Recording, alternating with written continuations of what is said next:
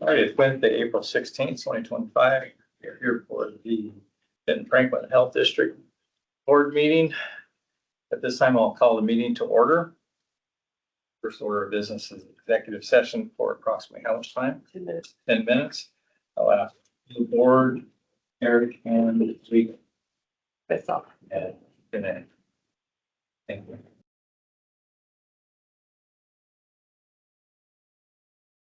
So we've come out of an executive session with no decisions being made. We're going to extend for another 5 minutes.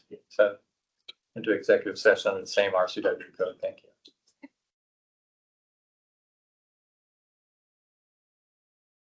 So we come out of executive session with no decisions being made.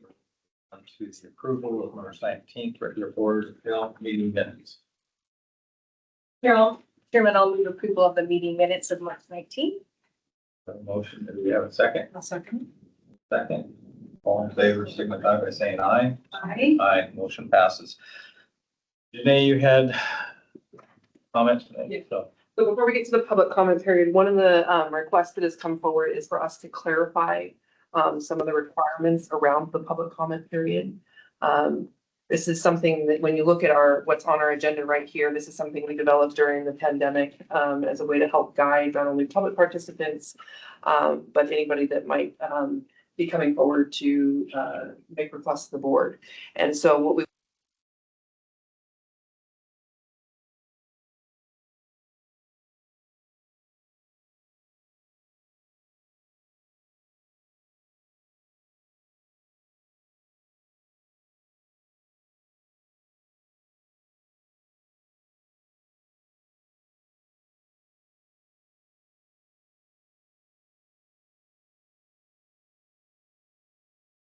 they state their name, they have 3 minutes. you want any disclaimers? Think about you guys had a big long arm. And how we did that, I actually R&D'd that when I was the mayor of Richland. We took Richland's verbiage because their city attorneys agreed that that would probably be the best way to do it. Kind of show the parameters and the rails on how we perceive and how we want our public comments to run, and it runs pretty smooth. So we took them from Richland and we just got their permission. That's what we're using in the county right now. Yeah, I think one of the reasons why this came up as a discussion is because recently with some of the media stories that came out, anything that's been used in public comment by a staff member has been utilized as a voice of the agency, which is not correct. We've seen a couple changes too that we want to make in terms of it's not really a part of engagement. So making sure from our staff that we understand what the parameters are. But that was kind of one of the things that I know I really wanted as a comms person to have in there is this doesn't represent the agency's voice. This is, solely on your personal opinion. So I just wanted to make sure we could add some clarification in there was kind of my reasoning behind it. Yeah, you're welcome. Frankly, you want to use Franklin counties if you guys are good with it, or ours, or whatever you guys want to do and make one. Yeah. Yeah, like I said, just put some rails on that so that everybody understands the procedures and the rules for writing public comments. That's a good thing. Okay, and we'll That's what follow you what guys- you said, Commissioner Mullen, on the name and making sure we still keep that consistent. So would you prefer something maybe just shorter in the beginning so we don't waste time and then having something written on the agenda, or I think simple? just writing it on the agenda. Okay. No abuse of foul language. And Yeah, Yep. the same thing. Yeah, you guys do a good job. Both Yep. of y'all do a good job with that. Okay, cool. Thank Thank you. you. Right, so moving on to public comment. Is there anybody that sent in? We do not have any written comments. If you would like to make a public comment, you can raise your hand inside the Teams app. Or how else do we want to do it? Unmute. I am. Oh, okay. Well, you're doing the tech people first? I don't, it's just kind of. It's open, so if you Yeah. want to come up to the Yeah. podium. Yeah, if someone's on the internet first, though, I didn't mean to interrupt. She was asking Oh, me a you're good. question. No, it was me. So no one online or no one in the Zoom meeting? Is there anybody in person that would like to make a public comment? Yes, hi. All right, please come forward, state your name, and you have 3 minutes.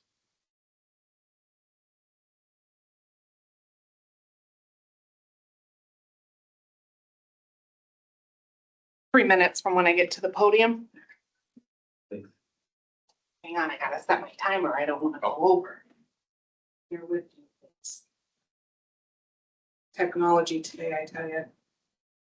Is there a timer somewhere else? I can time. Thank you. Okay, I just appreciate and value your guys' time. Thank you so much.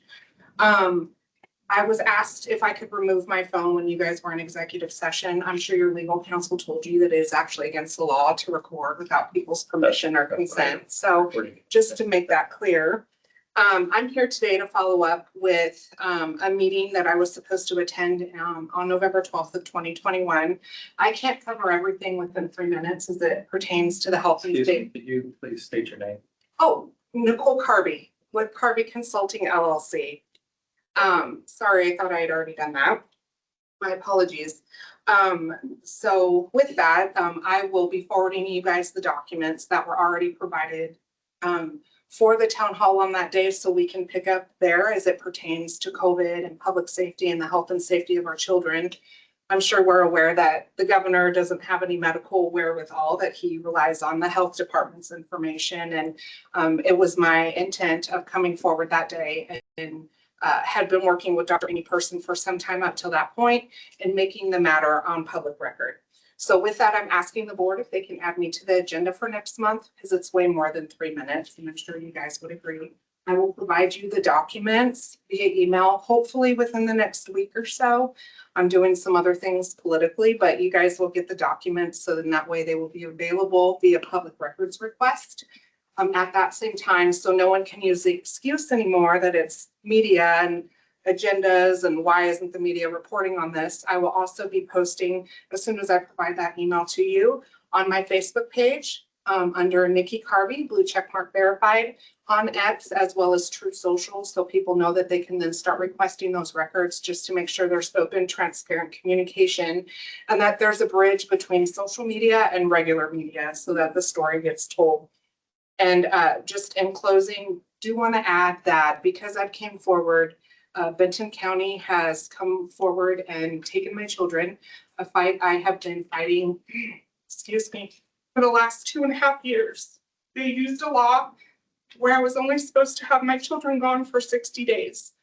Why I'm bringing this up now is because I have a court date on May 9th, and our next meeting here that I asked to be on the agenda is May 14th. So asking for a little bit of grace and liberty, if I let either Lauren or Janae know prior to that there may be some grace and liberty given. Hopefully I can be there at that meeting, but my children are always my priority and I'll be showing up for them first and foremost. Thank you for your time. Again, Nicole Carby is my name, and thank you so much. Thank you. Anyone else in the room for public comment? Hearing none, moving on to senior staff comment. Any senior staff comments today? It's gonna be quick. 6, unfinished business, none. 7, new business. So Commissioner Bowman. Oh, I'm sorry. Before this kicks off, I have one request from board member Marcy. She has a family situation going on. I wanted to know if we could move item D up to the first items of the new business. I'm fine with that. Do we have any objection? All right, new business. Moving on to number D, non-elected board members, 2-year term renewal. Okay. Yeah. So board member Katie, board member Dr. Kawandi, and board member Marcy, believe it or not, are approaching their first 2 years with the health district. It's come by I fast. know. I felt the same way. It was like, feels like we were just there. But anyway, it's the action of this board today to be able to inquire with them to find out if they want to actually extend to do another 2-year term. So our non-electeds are allowed to do 2-year terms. And then they're required to take a break. And so what I'd like to do, if you guys are okay with that, is go ahead and inquire with them. If the answer is that they are interested, then we would need to take action today and do a vote. So it'd be a motion, second, and then voting. Do you have to, I just want to make sure, and we might as well cover it. I don't have any issue with that, but are we required, if there's a term that's going to be up, are we required to publicize that and open that up for other people to apply for those positions? There's no rule They've in that. already gone through the approval appointment, so this is essentially their option, and then the decision of the board to. Okay. So one caveat is, per our legal attorney, is that each board non-elected that's up for renewal cannot vote in that motion. Can't vote for themselves. All right, we'll vote for that. All right, so we want to just take it first. Board member Katie, are you interested in renewing your 2-year term? I am very interested in renewing my 2-year term. So we need a motion. Back to you, Chair. Does anybody want to make the motion? Janae? Yes, Dr. Kwame. Yeah, I would suggest that you ask us, all of the 3 of us, whether we're interested, but I think we should recuse ourselves even from being during that time when the other members are making the vote. Because I don't think we should put them on the spot while we're present. I don't know if there's a way we can do that. I don't. So you're asking us to renew, right? If you're interested, If we're interested, are you asking for a motion for the other members to vote on that or not? Yes. yes. Yes. So my point is, if we're around, I think that may put some people, so I think it's best for us, maybe I can log off while you're doing that motion from other members and voting on it. So, Doctor, I can, and Clint and Will and Rocky, sounds like we're gonna be the ones voting for the most of it. Are you good with us just voting? I don't care. I can vote in front of everybody. It doesn't matter to me. Yeah, it's I'm pretty public transparent. business. Yeah, well, typically I would see, I agree with the doctor that you would remove the people out of the room while everybody votes. That would be the proper way to do it. But in this case, I'm willing to go ahead and vote in front of everybody. I don't have an issue with it. I'm Still public. Yeah. I'm happy. So if that's the case, Doc, are you wanting to go ahead and re-up for another 2 years? Well, we've got Katie. She said yes. Yes. He's already speaking, so we might as well Okay. just see on the online. So they're allowed to vote. So That's- Katie can vote. Yep. On another board member. Yeah. So we're trying to keep them separate to track Okay. the separate Okay. action.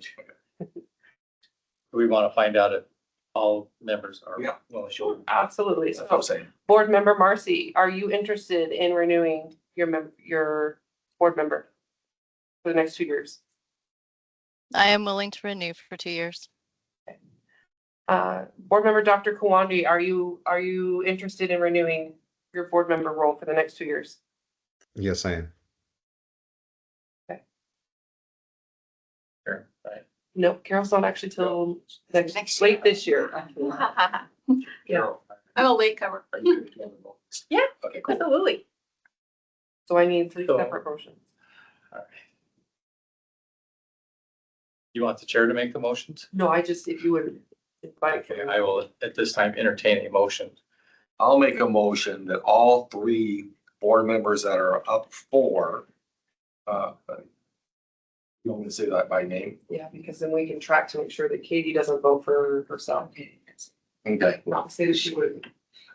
So we're gonna have, I make a motion that we move to approve to extend the board membership for an additional 2 years for Dr. Kwande, Marcy, Katie, Just Dr. Kwan. Just Dr. Dr. Starr. Okay. Dr. One at a Kwande, time. Dr. Kwande. Second. And I have a motion and a second. All in favor signify by saying aye. Aye. Aye. I Go ahead, Will. I know what next. Next one. You want to make a motion for the next board member? We've got Katie He's and good. Marcy. Oh, my gosh, The next one is I make a motion to approve to extend the 2-year term for Marcy on the Benton-Franklin Health District Board. Second. A motion second. All in favor signify by saying aye. Aye. Aye. Any objections? Motion passes. Once more. You put me on the spot. I make a motion to approve Carol Moser, Katie. Oh, you want to do Katie? I'm sorry, I got a super bad headache. It's gonna be a bit. Huh? We're That's gonna right. get Carol That's right. on. She's voting with us. That's what you get when you have a migraine. So I vote to go ahead and approve Katie for extending her 2-year term for the Benton-Franklin Health District Board. Second. We have a motion and a second. All in favor signify by saying aye. Aye. I Any opposed? Hearing none, the motion passes. Thank you, guys. Thank you. Well done. You got Marcy. You're good. You're Okay. good. You got everybody. So now moving on to office, Oh, sorry. health officer update, Dr. Stephen Crater, Heather Hill. Okay, hello everyone. Hope you're all doing well. Can you hear me okay? We can hear you fine, thank you. Great. All right, I got a couple slides that I am going to go over. Let's see. There we go. Okay. Hope you can see that okay. Okay. A couple things. Last time we talked about mostly measles. I want to do a quick update on that. And then based on kind of national trends, local trends, and then just kind of the seasons that we're going into, I wanted to talk about foodborne illness a little bit as well, and norovirus a little bit more specifically. I hope you've all had lunch already. So I shared this graph last time. It's been updated, although now it's a couple days out of date. But this is our kind of all the cases linked to the Texas outbreak, essentially, of measles. So Texas continues to climb at a decently steep rate, I would say. New Mexico, more slowly, Kansas, Oklahoma as well. All these kind of have been linked together. Texas remains kind of, again, the largest outbreak, the most largest increase in cases that we've seen. And so again, something we're kind of monitoring very closely. So total in 2025 across the US, we've had 794. So the cases that weren't linked to those outbreaks have been ones like that we've seen in Seattle and Snohomish, where some have been linked to travel. I think one, like international travel, I think one of those cases was local transmission, but we haven't seen other cases of local transmission in Washington. 4 deaths have occurred, 2 adults and 2 children. It's about 11% hospitalization rate among those confirmed cases. And I shared this data before, but 97% of the cases are unvaccinated or have an unknown vaccine status. So the most up-to-date numbers are in that West Texas cluster. They're just above 561, and they've all kind of, that outbreak has, seeded other places. One thing that I noticed that was interesting, or that I read about, was that essentially the same strain of measles is being seen across the US, Canada, and Mexico. Canada's had a rather large outbreak in Ontario as well. Mexico is smaller, but starting to grow a little bit. Last month, we did send a provider advisory out. We get a lot of questions around testing for measles, which makes sense. It's kind of complicated. And, again, like I talked about last time, measles, a lot of providers haven't seen it. So rashes can look like a lot of different things. So we're happy to, help providers if they have questions. We can talk about what makes sense in terms of testing or not testing, that sort of thing. Foodborne illness. So a couple things about it. This is national data. Local data is a little bit harder to find in regards to norovirus, but we've had kind of a rough year. I think we've seen that locally, like anecdotally, we've seen some outbreaks occur of norovirus, but there's just been a lot. And norovirus, most of the time it looks like a very quick, often pretty severe illness, but often about 24 hours, right, of vomiting and diarrhea, and then it's done. If that's happened to you this year, you're unfortunately sharing something with a lot of other people. As we think about foodborne illness, we do see an uptick in kind of all types. Norovirus is usually a little more winter-based, but other types of foodborne illness often tick up in the spring and summer, warmer weather. We like to often think that sometimes it's related to food safety, right? So picnics, potlucks, parties, things are outside, things are in warm weather, gives bugs a really nice place to grow, right? And if we're not keeping things cool or if we're not keeping things hot enough. I put a link there that has some really nice kind of like posters of food safety, especially around different events and different seasons. So specific foods kind of linked, to different foodborne illnesses are covered in there. I want to go over briefly just some of the most common ones that we see, or some of the more dangerous ones that we see in terms of foodborne illness. And there's just a couple things I want to highlight. So I'm going to go over it really quick.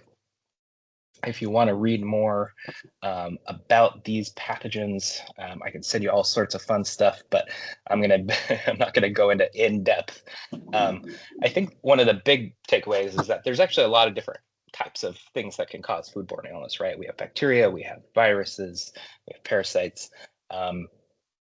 Bacteria are often something where we're looking at a more severe illness, often bloody diarrhea with Salmonella and E. coli. But it can lead to, pretty sick people. So Salmonella, a lot of people, know a decent amount about it. Kind of, unfortunately, optimal body temperature, human body temperature is where it grows, under optimal conditions. Linked to a lot of different foods, raw eggs, unpasteurized milk, sprouts, meat, those sorts of things. So when I say infectious dose, that's the amount of like bacteria or viruses we need to infect someone. So it's often usually more than one, but when we're talking about something as small as a bacteria or a virus, it's just such a tiny amount that can lead to an infection in people. So 15 to 20 organisms for Salmonella. Again, we're talking about like a microscopic amount that can lead to people being sick. Onset usually around 6 to 72 hours. And again, the average is going to be in the middle there. So if you ate something and then got sick a couple hours later, it's likely not Salmonella. And that's true of most of our foodborne illnesses, actually, and can lead to sickness, lasting 4 to 7 days. E. coli, there's a bunch of different types. The one we are most worried about, although again, they can all kind of cause different levels of severity. There's something called O157H7. And it's problematic because it can lead to something called hemolytic uremic syndrome, which is basically a dangerous kidney complication that can lead to death. So again, kind of similar growth where it likes to grow in terms of temperatures, some similar foods, although more often in contaminated produce with E. coli. It's used in organisms as an infectious dose, and this one's often a little bit longer before you get sick. Usually it's 3 to 5 days. I'm bringing this up to remind people because our food team often interviews people who are infected with these things, right? And again, sometimes people will reach out because they got sick, the day before or a few hours before. But we're going to ask you what you ate, the last week, essentially, to try to figure out. And that's hard for people to remember. So just to keep that in mind, if you think you might be sick from food, try to, jog your memory a little bit, more about the last few days than just the last day, what you've been eating. Okay, what else I got? So Listeria, we see especially dangerous for pregnant women. Campylobacter is one. We see quite a bit of Campylobacter. Can happen with water as well as produce. Shigella, you may have heard about in the news recently. There's been increases in Portland. The old name we use for it is dysentery. Again, cause bloody diarrhea and can cause people to be very sick as well. Staph aureus, usually known to cause like skin infections, but it produces a toxin that if it gets on food and then we ingest it, can lead to food poisoning. And that's really the only one that we're thinking of where it's like, you ate something and you get sick a few hours later. Staph aureus is what we might be thinking of, but honestly, that's pretty rare compared to a lot of these other pathogens. All right, viruses, norovirus, again, extremely low infectious dose, especially for a virus. We use 18 particles. Viruses are orders of magnitude smaller than bacteria. Another one where it's going to take a day on average or two to get sick. Well, this is part of the reason why norovirus is so difficult. Persists on surfaces, it lives on surfaces for days, and it's hard to kill compared to some of our other pathogens. So alcohol sanitizers do not work. And I think this is a good rule of thumb for anyone, having symptoms of vomiting or diarrhea. Just using alcohol sanitizer to clean your hands is not good enough for norovirus. So just to be safe, wash your hands all the time. If you're caring for someone, if you're around someone that has those symptoms, or if you yourselves, soap and water is really what's going to be necessary. Hepatitis A, not super common, but we do see it. And it takes a little bit longer, 15 to 50 days to get infected, and we do have a vaccine available. And then parasites, there's a few. There's one, especially dangerous for pregnant women and immunocompromised, called Toxoplasma gondii. I think that's often associated with undercooked pork, but also contaminated produce. So I'm sure that was very fun. To talk about all those wonderful things. I'm gonna stop sharing my screen. Obviously, kind of a gross topic, but something we deal with quite a bit in the health department is trying to prevent that from happening, those foodborne illnesses, and then obviously, investigating if it does happen, and trying to prevent spread. So I want to shout out our food safety team as well as our communicable disease team that often work together when those things happen. So any questions for me? Does the state of Texas, do they vaccinate for measles? Yeah. So that's a good question. I think every state, well, I guess I could clarify, the measles vaccine is available everywhere, right? In the United States, it's recommended at ages 1 and 4 for kids. So you usually get 2 doses. Some states have different requirements around like school entry, that sort of thing, as well as exemption rates or exemption reasons. One of the things, in the Texas outbreak is that, yeah, it's a very under-vaccinated community, as I guess I would say, and that's what we've seen in the U.S. in other outbreaks is like where larger outbreaks happen. We see cases every once in a while that pop up here and there, but when we see larger outbreaks, it's often we're talking about, our average rates are in the 90s in terms of measles vaccines in these communities. Sometimes it's 15, 20, 30% around that. So I hope that answers your question. Any other questions? All right, thank you. Thank you.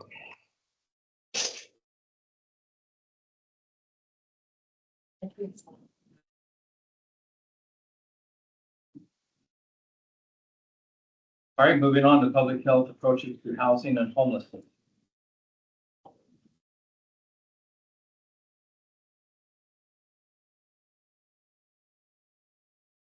Some resources I brought with me. By the way, I sent my slides to you. If you wouldn't mind, I don't know if you can get them on there. I also sent it to Lauren. Did the same thing. When did you email them or? No, via team.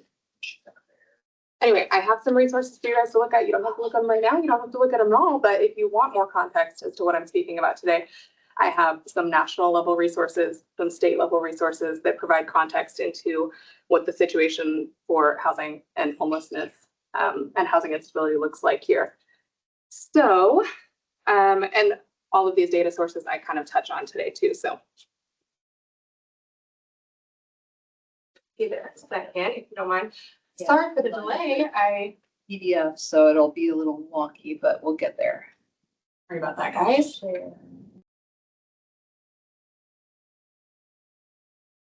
I know earlier you said we're gonna move quick and I said, just wait, I haven't started talking.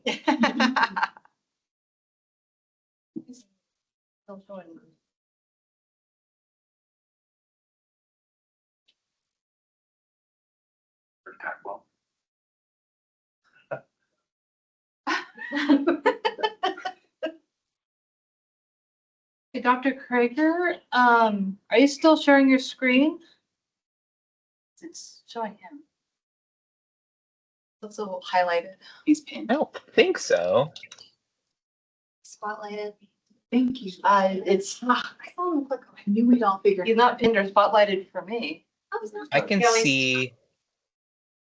see their screen.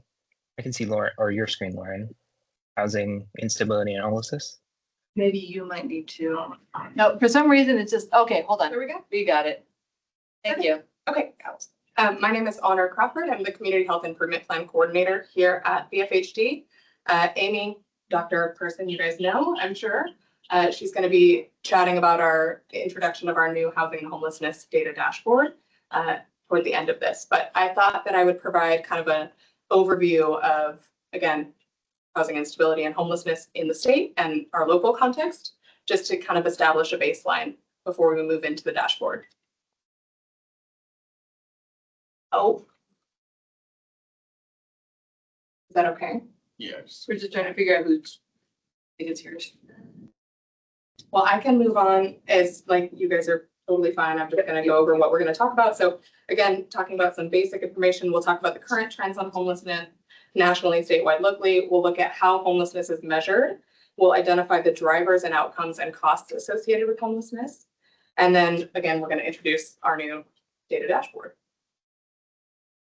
Prior to that there we go. Prior to that, we do have a few, I just want to take a moment to acknowledge some important considerations.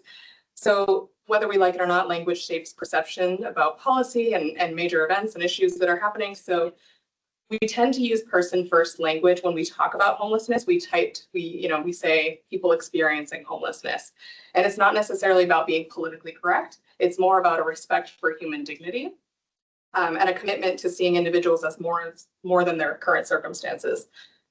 So when we define somebody solely by their housing status, we risk reducing their identity and overlooking their potential to recover, contribute to society, and thrive, right?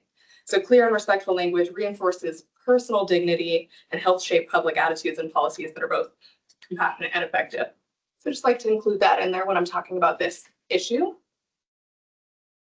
Next slide, please. So I won't go into detail on these definitions to save time, but I will make the slides available and all the references are on there as well, if anyone wants to dive deeper. So the federal government uses multiple different definitions for homelessness depending on what agency you're referring to. For example, HUD, the Department of Housing and Urban Development, is mainly responsible for homelessness programs throughout continuum of cares locally, the COC, if you're familiar with ours. But the HUD's definition of homelessness is broken down into these 4 categories. So category 1, literally homeless. So some example of primary nighttime residence that is public or private place not meant for human habitation, living in publicly or privately operated shelters, and then existing in an institution where they have resided for less than 90 days.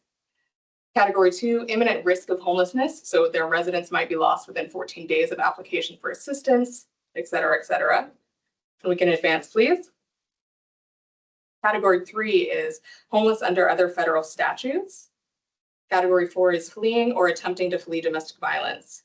So one important thing I like to note about this definition is that it doesn't include people staying in hotels or motels. It also doesn't include people doubled up or couch surfing. So, but next slide, please. So the McKinney-Vento Homelessness Act definition does include individuals who, it specifically includes children living in emergency shelters, motels, hotels, trailers, parks, cars, other places that are not meant for human habitation. So, or other people who may potentially lose housing due to economic hardship or a similar reason. So it's a little bit more broad. In advance, please. So let's move on to what we know about the current state of homelessness, beginning with the national perspective. So according to the U.S. Department of Housing and Urban Development's HUD 2024 Annual Homelessness Assessment Report to Congress, which is here if you're interested, there were 771,000 people approximately experiencing homelessness on a single night in January 2024. So it's important to know that that number is likely an undercount. That number is based on the PIT, the PIT count, which is a snapshot of people living in places like emergency shelters, transitional housing, safe havens, and places not meant for human habitation. But there are some clear limitations that are widely recognized with that count. namely that it doesn't include people living in jails, motels, hospitals, people couch surfing, or people who are at imminent risk of losing their housing. Also, the other thing is that that count takes place on the last 10 days of January. So it's like some of the coldest nights of the year. So if you think about your ability to go out and find people on the street, people might work a little bit harder to get out of the elements in that time of year. So it's also volunteer dependent. So it's dependent on people volunteering to go out and survey. And also it's dependent on the individuals themselves to provide in-depth information about themselves to these interviewers. So that, you know, all of those things contribute to this count potentially not being the best count out there. There are also variations in how data is collected year to year and from county to county. So that can make a difference. So some of the fun facts here, they're not fun facts, the fast facts, thank you. So the number of people experiencing homelessness on a single night was the highest ever recorded. I believe the count started in 2007. That's about 23 out of every 10,000 people in the United States experiencing homelessness as of that single point in time. Nearly all populations reached record levels, and populations refers to the groups, the groups that we commonly think of. So people and families with children, individuals with chronic patterns of homelessness, people staying in unsheltered locations, veterans, people, unaccompanied youth. So people staying in unsheltered locations and unaccompanied youth all reached the highest record numbers, but veterans experiencing homeless declined by 8% nationally. So, you know, they attribute those declines to really targeted and sustained efforts to reduce veteran homelessness.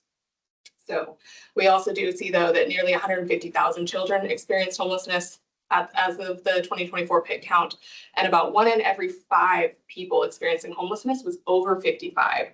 So I think that there are some conceptions that we often think of when we think of who is experiencing homelessness. We think of maybe like a middle-aged man or something. And the reality is that we have a large percentage of our aging population who experience these challenges, these life circumstances. Next slide, please. So onto the landscape of homelessness at a state level. So our PIT count for 2024 for the state was around 31,000 people. That was a 5% increase in sheltered homelessness. And I excluded King County because I know we always say, well, that's all just King County contributing to this data, right? 4% increase in unsheltered homelessness when you exclude King County. And that's a 4% increase in utilization of emergency shelter. The data, the 2 bottom bullet points here, these are from 2023. So I updated the data above for our latest data from 2024, but the 2 bottom points are still referring to 2023.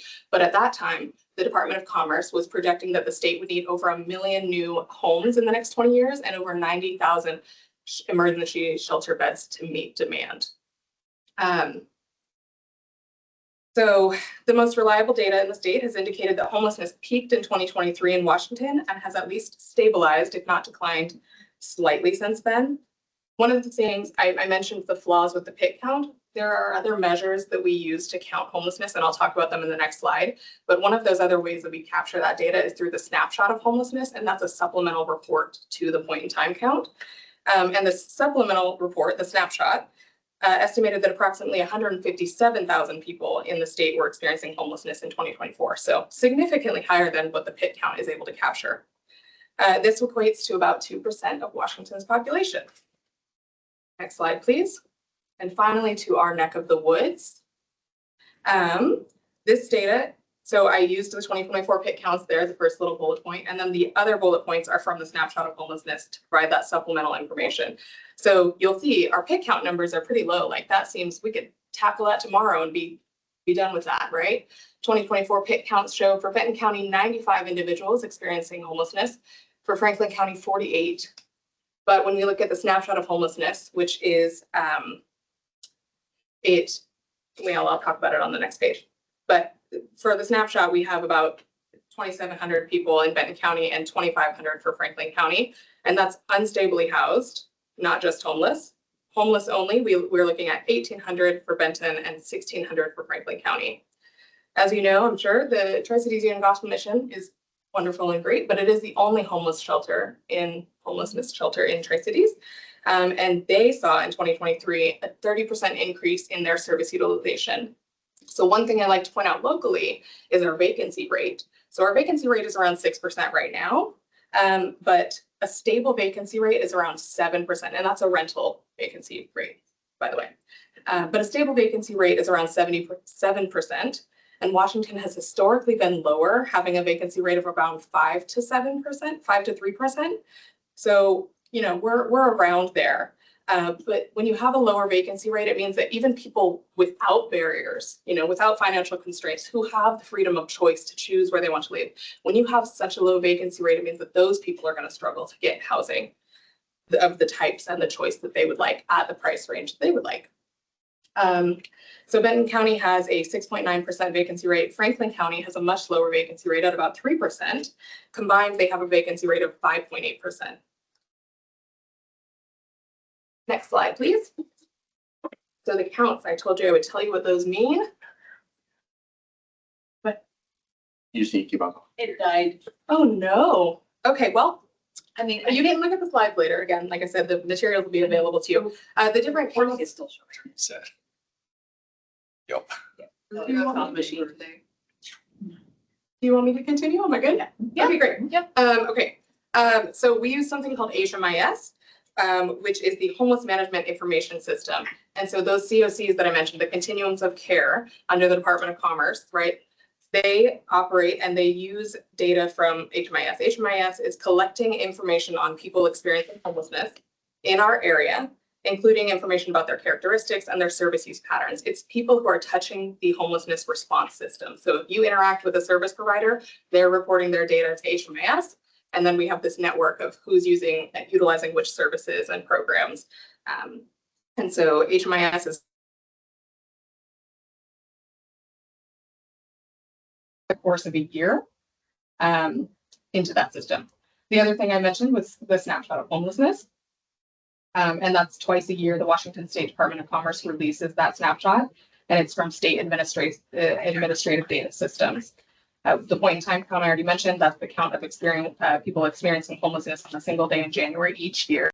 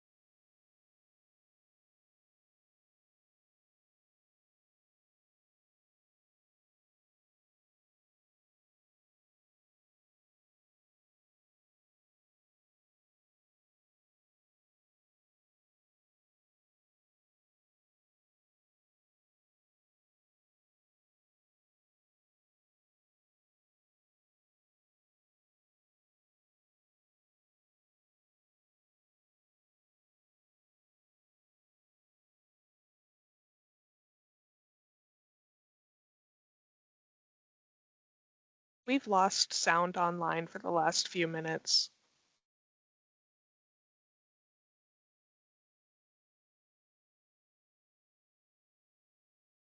Danger and those type of things like that. There's also those people that have have drug issues, mental health issues, those type of things. Building facilities where they can go to. I know that myself, I've seen the state, and I'll stop rambling, I'll go ahead, is I see where the state has used millions and millions of dollars to try to help that situation. It really hasn't improved, not much. To where maybe if they put that money into some of these recovery centers, as we're doing in Benton-Franklin County, that might go a long ways to help reduce some of the homeless situation and housing. But always, when you say homeless and you say affordable housing in the same. I'm gonna mention it all. It's tough. Right on top of it, because that is my next slide. So first of all, the drivers, you mentioned affordable housing. So most people in this area see housing as a continuum. So, right, you have emergency housing, you have transitional housing, which is, short term. You have safe havens and affordable housing, right? Can you say, what do you mean by affordable It's a housing? moving target. What? Yeah, you have to define it. Which one? Yeah.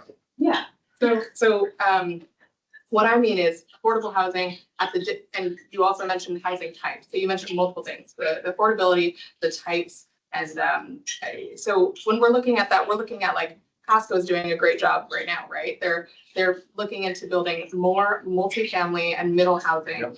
Yep. Affordable is relative, right? But it means the housing that people need at the cost and the price ranges available across the continuum. So, yeah, I think I jumbled my brain, but I do address it a little bit later. But that also means, when you're talking about at the price they can afford, it's still going to be priced out to a degree here in Washington State because of all the requirements. Well, nationally, we're seeing those trends nationally. But also when you're talking about a homeless situation, if you have a lot of encampments, which I seen when I was in Olympia, how do you get those people into where they can have some type of Yeah, you definitely can't force anybody into a program. And that's why there is a focus on low barrier shelters. And in the Tri-Cities, we don't necessarily have a plethora of low barrier shelter options. And so that forces people to choose, the circumstances, whatever they're in at that moment, whether they have a dog, whether they're in active addiction or whatever it is.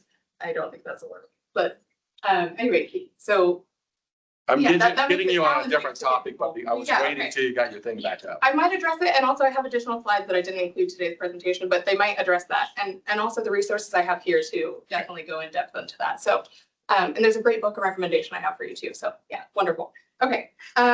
Understanding the causes of homelessness and housing instability, right? You mentioned comorbidities. So the causes, it's not a single cause, right? There are multiple complex co-occurring factors, contributing factors that might lead someone into homelessness, right? So highlighted in red are the primary drivers according to the Washington State Department of Commerce.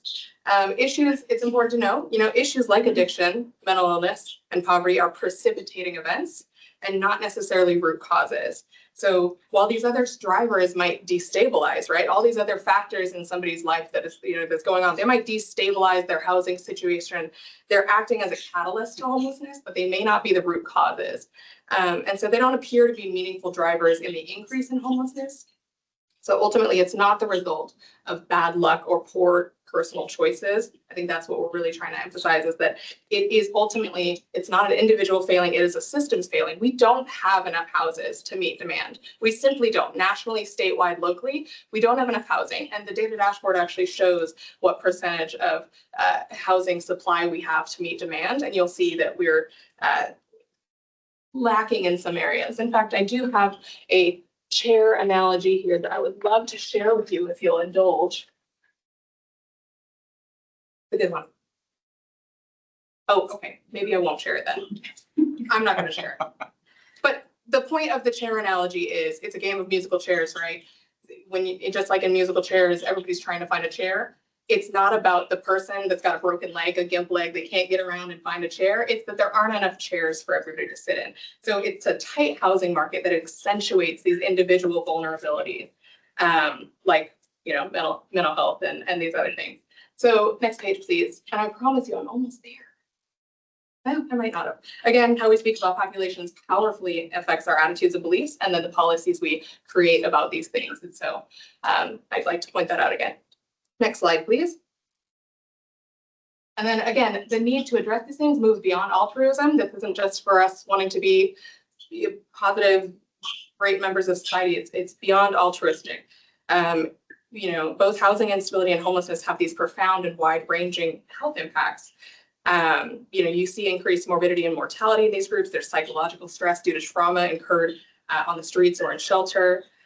There are health concerns from individuals and families. There are barriers to care. Imagine, think about our provider shortages and our access to healthcare right now. How long do you wait to get into the doctor? How long are your appointments? Think about that exacerbated by having even fewer resources. Barriers to care, lack of access to adequate food and protection, limited resources. So a lot of additional things here that are important for us to address. Next slide, please. And then you mentioned there's this conception that sometimes people who are homeless don't want housing. But again, it's likely that there are barriers to the specific programs that we're mentioning. But there is this misconception that people experiencing homelessness do not want housing and are homeless by choice.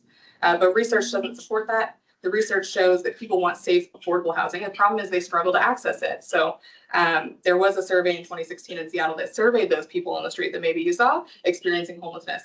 Of the nearly 892 respondents, 92% said they would move inside if safe, affordable housing was available. And that's from the Housing Matters Urban Institute. These are just key messages that I always like to think about when I'm doing this. This work is hard. It is longitudinally focused. It's not something you fix overnight. It's hard for people to talk about. And it's just important to note, it's not a choice. People are often forced into homelessness. We have things that work. And that's why we have a data dashboard. So next slide, please. We just published the data dashboard this month.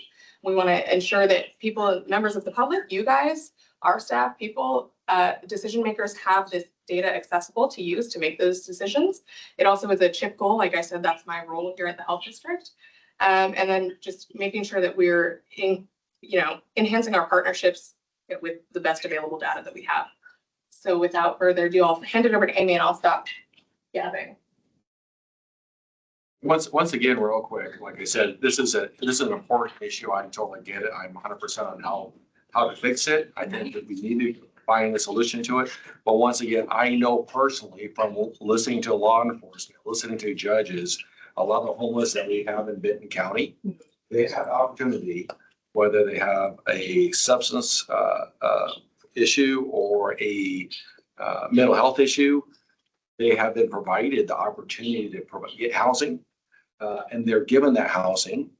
But then, maybe it's at a hotel, but then they choose not to follow the rules of the hotel. Then they decide to leave, or they leave on their own. So there's a lot of different caveats. And I was just saying there's a lot of caveats to a lot of the individuals I know in Benton County that have those situations. So I said the recovery place is a good place to start our judicial system, and I like to find a viable solution to it. But this is a hard one. That's what I'm saying. Oh dear, you're not wrong. All right, thank you. I'm Amy Person. I am one of the epidemiologists here at Benton-Franklin Health District, and happy to be able to assist in this effort to provide, we hope will be meaningful and more locally relevant data to help people look at the different aspects to housing and homelessness, because it isn't a single thing. You're right, it is very difficult to wrap your arms around. And next slide, please. Really what we're trying to accomplish here in public health is to identify where are those more systematic or policy efforts that we can participate in or help the community make decisions in that will improve the problem. And for us, one of those challenges is really kind of separating this idea The challenge sometimes when we define a group by what they lack. So when we talk about, if we talk about the homeless, as it makes it seem like it is a more uniform or singular group, which it isn't. What defines them is that they don't have stable housing. And the range in which that occurs can be people that are more chronically homeless, so ones you may see in encampments. It can also be people that are kind of having their situation change from month to month. It can be the students in our schools. So and there's the root of the issue where we need to ensure that there is sufficient, safe, and affordable housing. Because without that, the other pieces aren't going to fall into place. That isn't to say that if you only address the issues of safe, affordable housing, you will solve the problem. Because as you clearly pointed out,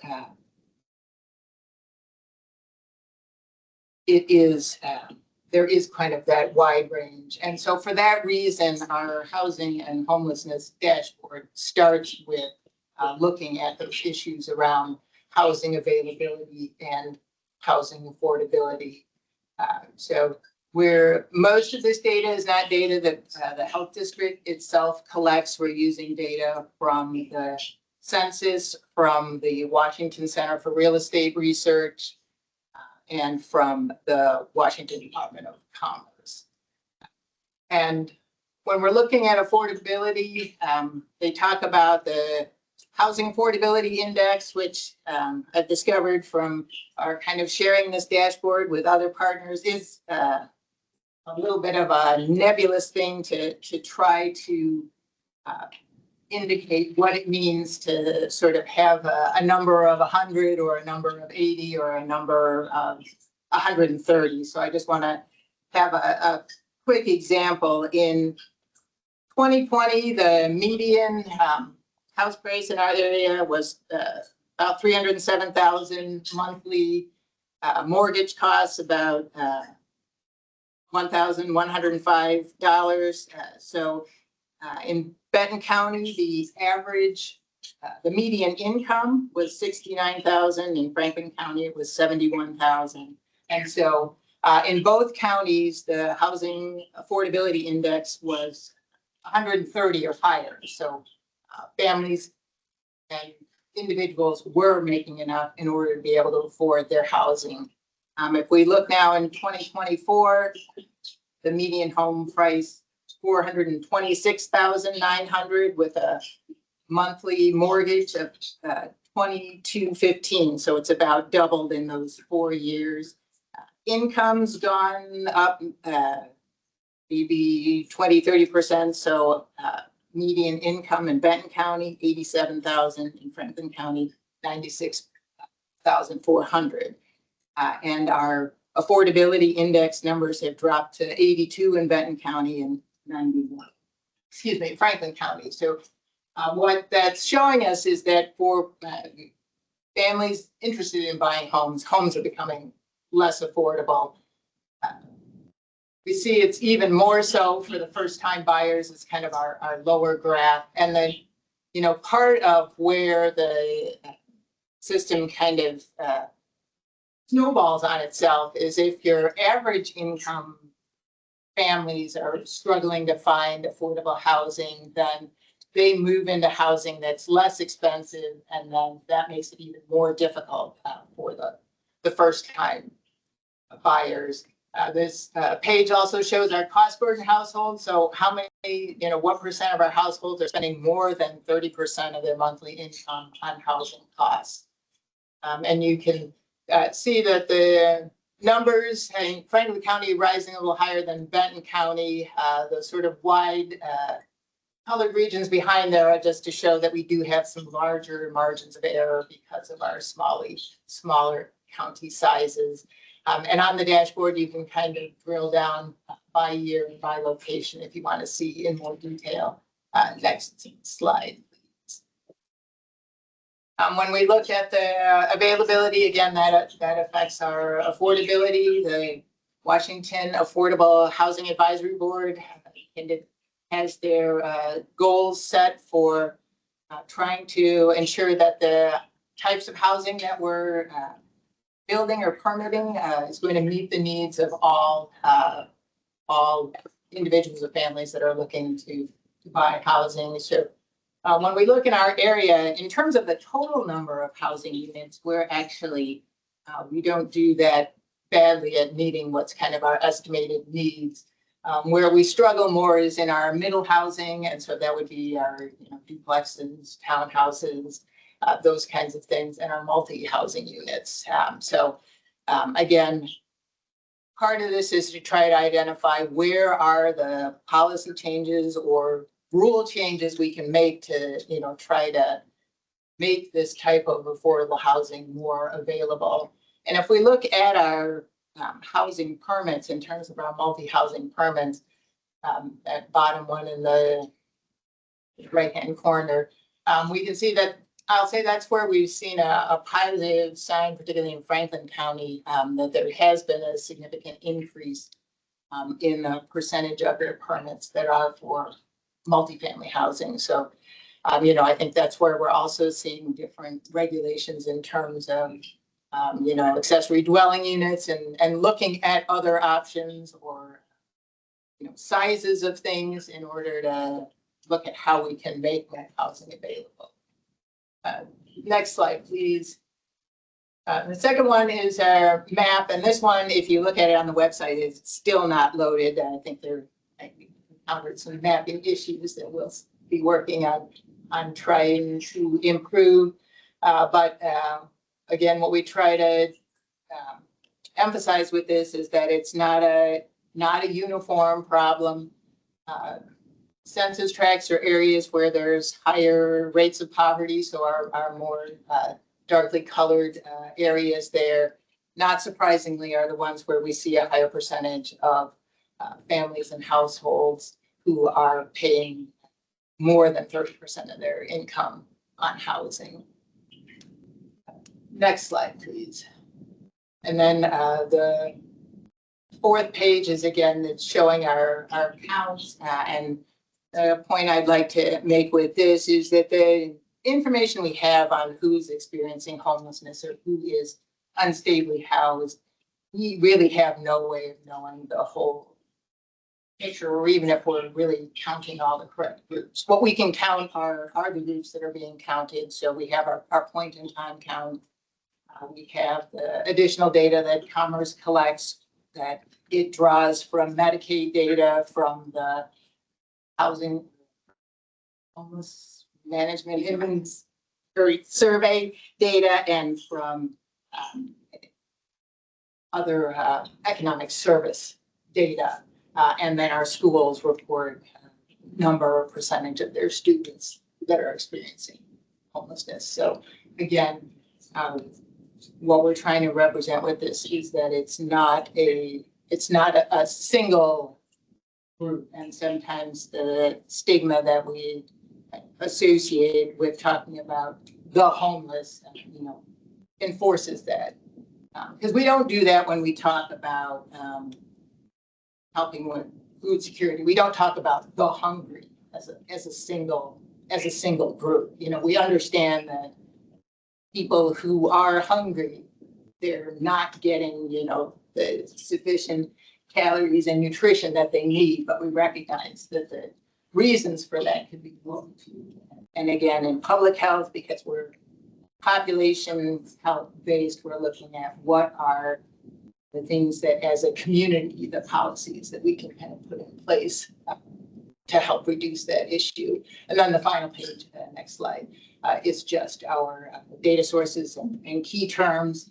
So our next step with the dashboard, because once something's there, we don't want to just remain static, is we are sharing it with different our partners working in housing cities and counties to get their input on what else they'd like to see, does it make sense?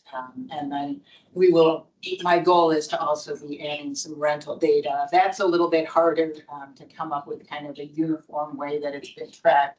So I have started with data on home ownership. And I believe that is. You know, you spoke about affordable housing, and so I was thinking as you were doing that, and I apologize again, I got a pretty good headache going on, but I thought about what's affecting the state in our area for affordable housing. So I wrote a few items. You know, I know that builders are required to do certain things now within construction of residential housing. It's probably costing an additional 75 to 100 and some odd $1,000. So if you're talking the median income of a house is 400 some odd $1,000, that additional requirements that was imposed last couple of years, would you say? So I was gonna bring up, where do we stand per country, per capita, homeless versus Idaho or Utah?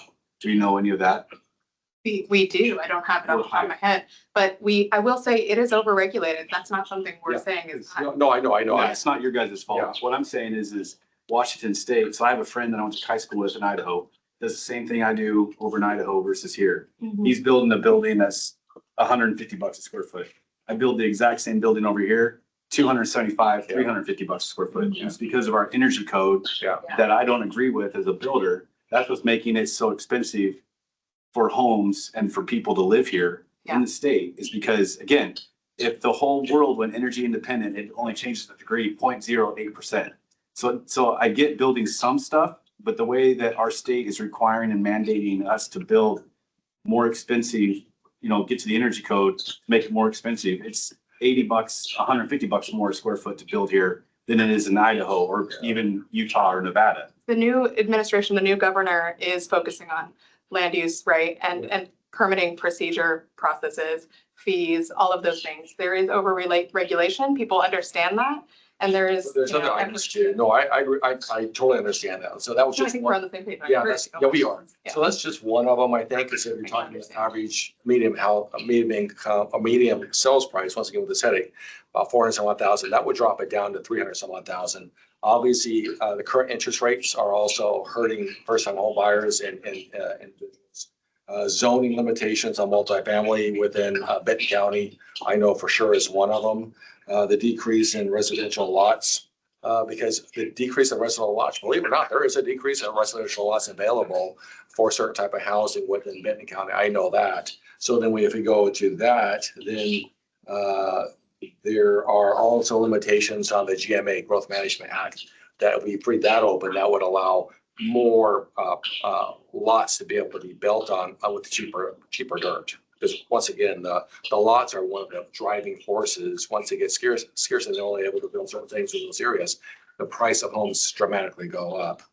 And then the size, we're talking accessory dwellings. The majority of lots do not right now allow for accessory dwellings as well. So all those things combined affect our state and how we have our that affects affordable housing. I think some of those things, if Olympian, and I'm talking all sides, it's not a political thing, right? It's more of a just everybody working together, trying to look at some of those bullet points and trying to figure out how to fix those things. Unfortunately, this one political thing is because I see state representatives come in and out of office so often in Olympia, they're not there long enough to learn the system in order to get this thing process further. But maybe some of these things that you've talked about, we can look at in Benton County and see what we can do with this municipalities and see if there's anything we can do for zoning. I mean, Franklin has changed their ADUs and they've increased multifamily housing developments, by 1,000, added 1,000 new. So they're doing good They work. are, that's what I'm saying. Attention to this. Yeah, they are. That's something that hearing you guys, maybe we can look at that a little bit more on our side too. So I appreciate the presentation. Chair recognized. Are you a Franklin County resident? So thank you, Mr. Chairman. Dr. Person, thank you for putting together this data dashboard. I think this information is critical to be able to make those good policy decisions, right? Because without good data, you don't know where to start. So thank you for that. I was a little surprised, and I had to look it up on Benton-Franklin trends, that the median household income is higher in Franklin County than Benton County. That really surprised me. That seems to be a change from the past. I do know also from having worked at the only emergency shelter in Benton County, which is at the All Saints Episcopal Church this winter. And it was very educational to be there. They were housing about 24 people during the coldest time. So it's a cold weather shelter. They're only open when it gets to be 20 degrees or below. So there were 24 when I was there. Their peak was 34 people. And we were talking shoulder to shoulder. We're talking a very low barrier shelter. They had to, check all their weapons and drugs at the door. And if they violated any of those rules, and they got kicked out, but people were shoulder to shoulder. And it was during flu season and people are coughing. I was concerned for my own health just being there. And so I'm very aware that there is no shelter in Benton County. And I feel that it's wonderful that Pasco and Franklin County has stepped up to the plate. I feel like our own cities, and I feel strongly that the city of Richland and Kennewick really and Foster need to be addressing homelessness in their own communities instead of trying to foist, everything across the river. I think that we need to take some responsibility of building more affordable housing in Benton County. I know that it's wonderful work at the Recovery Center. Yeah. I totally support that. I totally support that transitional housing that they are proposing. That's wonderful. Transitional is transitional. It's not permanent. We've been studying videos. Our Mission Possible group at Lord of Life Lutheran Church have been studying homelessness now for 2 years, wondering how we can bring the Spokane model to the Tri-Cities. And these videos that have been produced by the chief financial officer of the city of Spokane show how Houston did it. The city of Houston was able to reduce homelessness by 63% in 10 years by building permanent supportive housing. And it took the collective will of all of the agencies and the governments involved to come together to have one uniform system of care. And that was really the path forward for them. So I'm hoping that, as a community, Benton County can, find ways to build some permanent supportive housing on this side of the river, working either with our Catholic Charities, the Yakima Diocese, who built the permanent supportive housing across the river.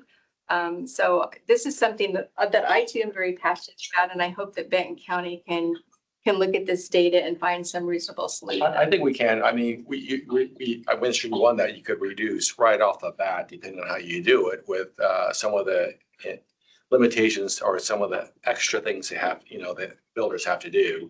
Also, lots are getting so expensive here in Benton County. So that's where I think the state's going to have to step in and look at our GMA and free up some of that dirt. If they do that, lots would be a lot cheaper, and when you could build a lot more affordable housing or some other type of housing that you're talking about is too. So it's just a matter of having a lobby and talk to our state reps, state senators on both sides in Olympia, and maybe get some dialogue going on how, otherwise we're kind of landlocked in on what we can actually have for lots that are available and the expense of the lots right now, because they're super expensive in Benton County.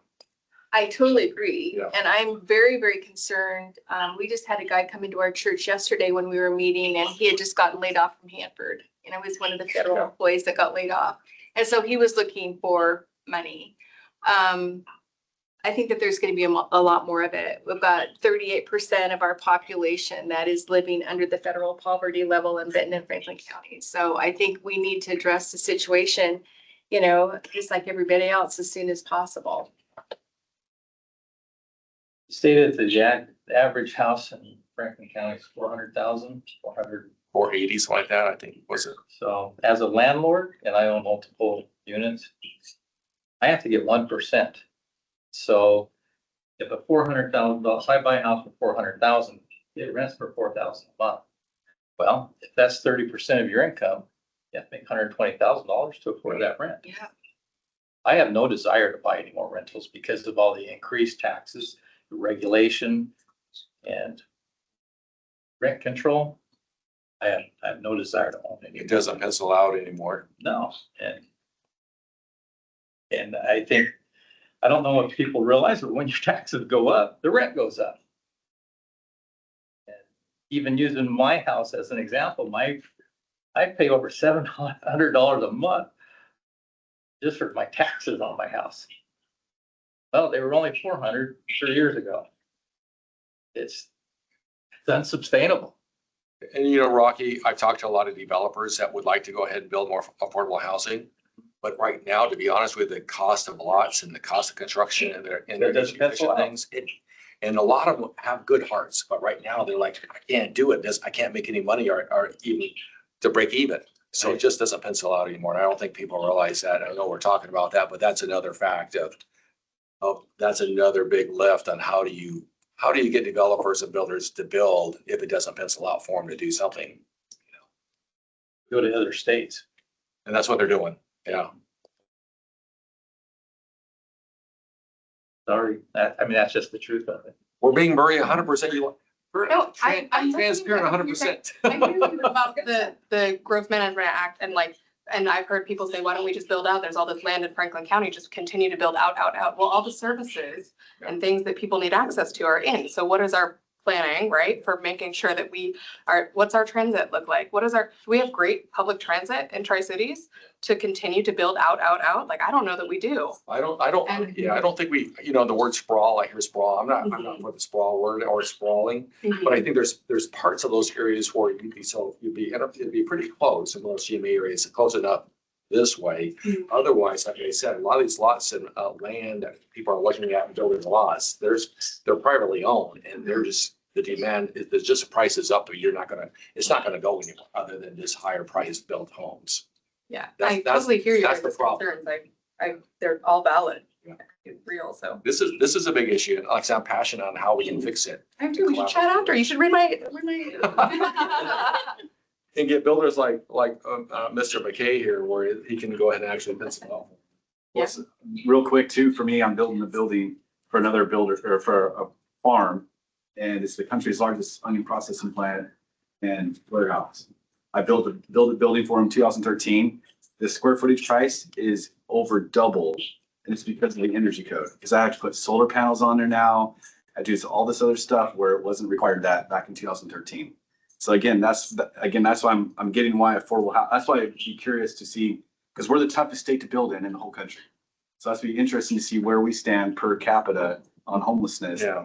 Because I really do think it's the energy code. It's the way the state's requiring it. They should fix stuff to make it more affordable housing, more affordable to build. And I'm all for first-time home buyers and affordable housing. Yeah. I've helped thousands of first-time home buyers obtain financing for more homes. But this one, like it's close to my heart. I'd like to get it fixed, but there's a lot of obstacles. And I heard on the radio too last week, we're number 5 in the country, worst state to retire in.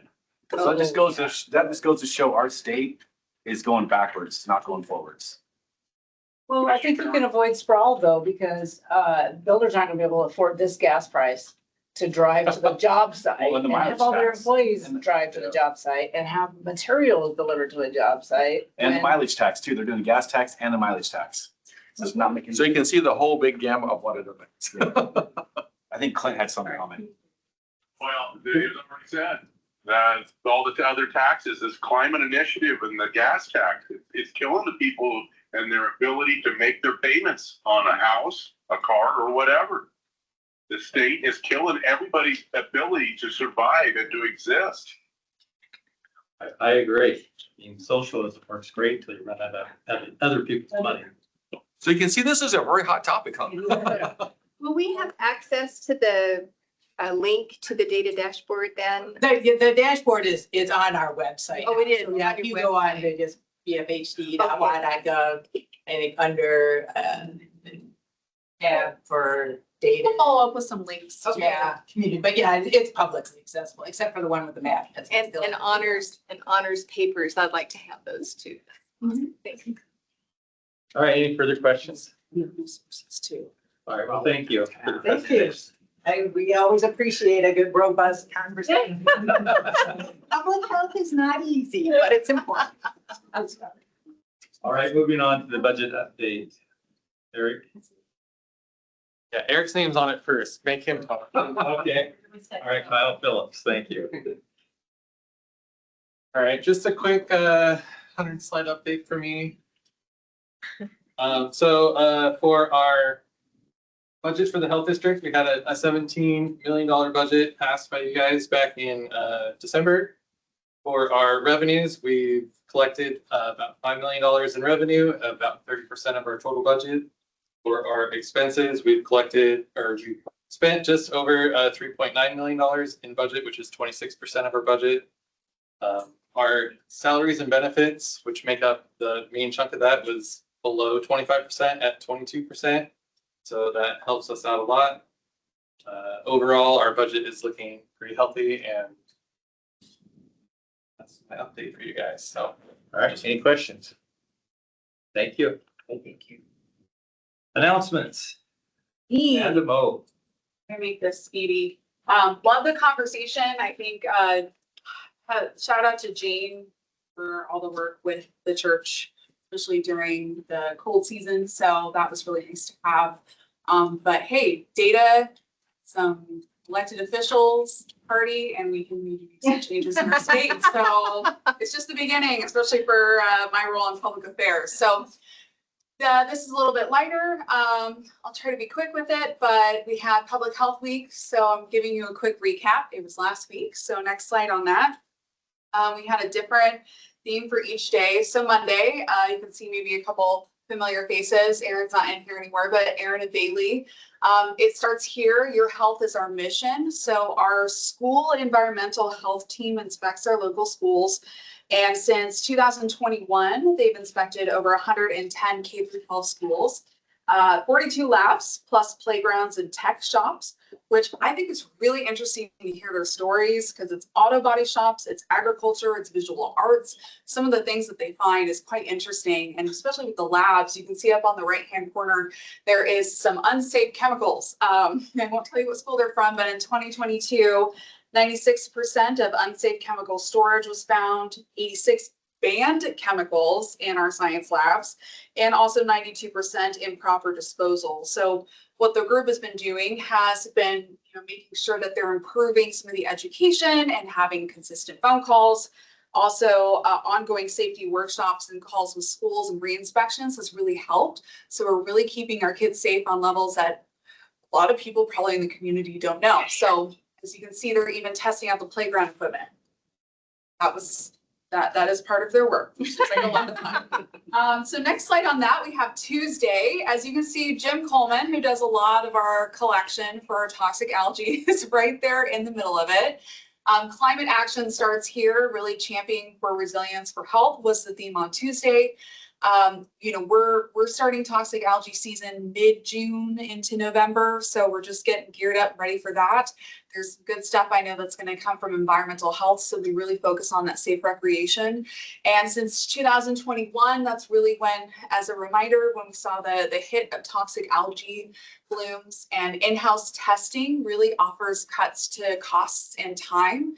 What's also really exciting is, as one of the creators of the flyers over the years, we've seen changes in identifying toxic algae. It's no longer the green, it's now more brownish clumps. And so because of the work we've been doing and the monitoring, we've been able to really highlight, our team has been able to highlight what we need the public to look for to keep you safe. And then on Wednesday, our next slide here, you can see that this is health equity starts here, optimizing health for all. We have one of our celebrities, Juan Gutierrez, one of our nurses here, who's in some of those pictures. And this is our free immunization clinics that keeps kids healthy and in class.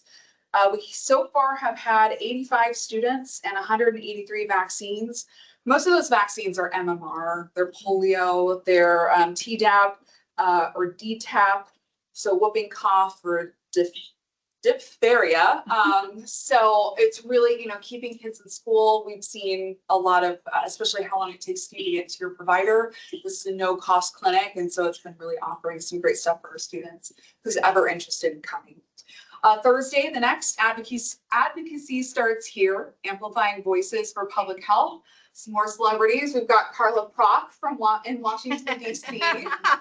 She did a lot of the federal work with our lawmakers, and as you can see, she's with Congressman Newhouse and with some other Nacho. I guess I'm hungry. The National Association of County and City Officials, and some SALFO members as well. And then locally in Olympia, we've had Heather Hill, our nurse and deputy to the health officer, was giving kind of one of the speeches on how to best talk to our representatives. And then we also had myself and then Nurse Juan Gutierrez as well, who is our clinic services supervisor, and Kelly Harnish, you've seen also here at the podium. She is our healthy living manager. So they did a phenomenal job. It was great to see. We got a chance to meet with some representatives as well as some of their assistants, and it was fun. It was my first time seeing the Capitol, and I think we had a blast. So made some great connections, and great job, Carlos, all the work that you've done. On Friday, moving on to party day, I guess. The future of public health starts here, strengthening the public health workforce. This is a highlight to Rachel Ramirez, one of our WIC nutrition aides. It's pretty exciting because I've been learning more about some of the work that WIC has done. I know they've given some presentations, but really this gives an opportunity for flexible in-person and virtual visits. I talked with Amy, one of our representatives for WIC, actually the manager over WIC, excuse me, and she said in February that we served, our agency in both counties, we served 4,990 clients, so almost 5,000 clients. What was great about that is also the majority are remote because we can't offer that. So it's something that started during the pandemic and continues this innovative longevity, which really gives caregivers that opportunity to chime in online, which is great. Especially, I feel getting ready to have a baby. That's also a nice thing to know. So I can only imagine what that entails. So again, access to nutrition and support for families. And our last couple of slides is some of the pictures that we shared over the weekend. Thank you again to our public health staff. Our staff here are absolutely phenomenal. Through all of the posts, we reached over 4,000 people. So at least people got a chance to have a taste of what we do. And the Tyvek suits, which was the response not to COVID, this was earlier last year, to our avian flu. So we were making sure that we as in staff and also our great leaders were making sure that we were keeping those staff members at the poultry farm safe. And so they had the highest post on this, so over 1,000. So I'm really excited. I think maybe it was the suits. And it's funny because I asked Juan earlier who each person was and they could tell, and I couldn't. So I think that they worked really hard together. Next slide also shows you some more pictures. You can see Gracie and Bridget up in the left-hand corner. That's actually my backyard. So I'll see you guys on Friday for ADU. So I understand about building. We also have Tressa on the bottom right for food safety. That was back in the fair. And then we have several of our community outreach coordinators, as well as youth drug prevention, safe kids, and maternal child health. So we've got a great staff. And our last picture, which is another thank you, another reminder of the youth summit that was held with around 400 kids. So again, it gives you the scope of what we're able to do with our partners. And then on the bottom left, you can see a little bit, Miranda's in that photo, actually Lauren, part of the administration, and her were part of the Care Connect team last year. They brought food supplies to all of the patients that were affected by avian flu who were isolating to make sure that they were staying safe. They made sure they brought food and water and everything that the families needed. So, and then on the bottom right, this is Bon. She's one of our health services workers. This is a presentation she gave on youth drug prevention in Arabic. She's also done several presentations as well, like for STI awareness and education. So we really do have a very talented group of staff members, and that gives you just a highlight of what we shared during Public Health Week. I wish we had more time in terms of prepare, but we'll do more next year for sure. So thank you. Thank you. All right, moving on to approval of vouchers.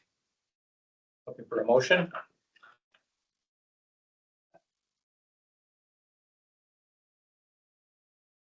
I'll move that the board approves the payment of vouchers numbered 22-2025 through 30-2025 in the amount of $1,195,779,000.67. I'll second. We have a motion and a second. All in favor, signify by saying aye. Aye. Aye. Passes. I guess I should ask, was there any nays? Hearing none, well, passes. Dated next meeting is May 15th, 2025. At this time, yes. We're adjourned. We have one go back. So there was a public comment earlier asking about a presentation to come forward at our next meeting on the agenda. Typically, our process has been those, anything that goes on the agenda is coming internally. We don't necessarily have a process for external requests. So I need to hear from the board, what they would like to see happen for that. What are your requirements to get on the agenda?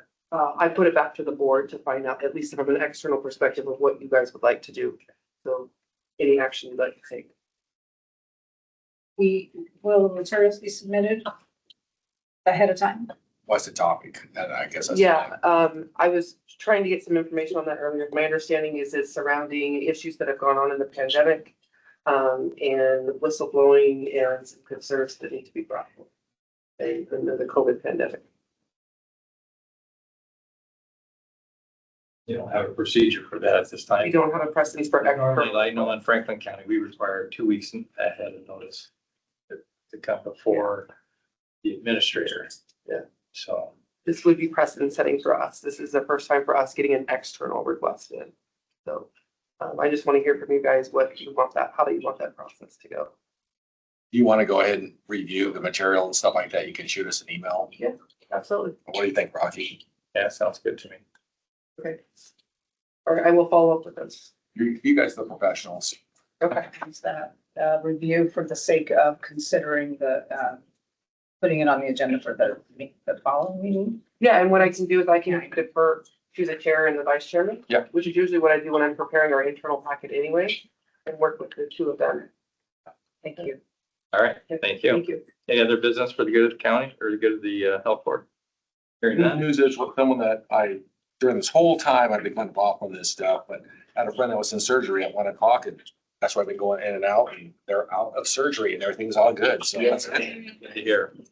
Bye, Dr. Quandy. So at this time, I will adjourn the meeting. Thank you.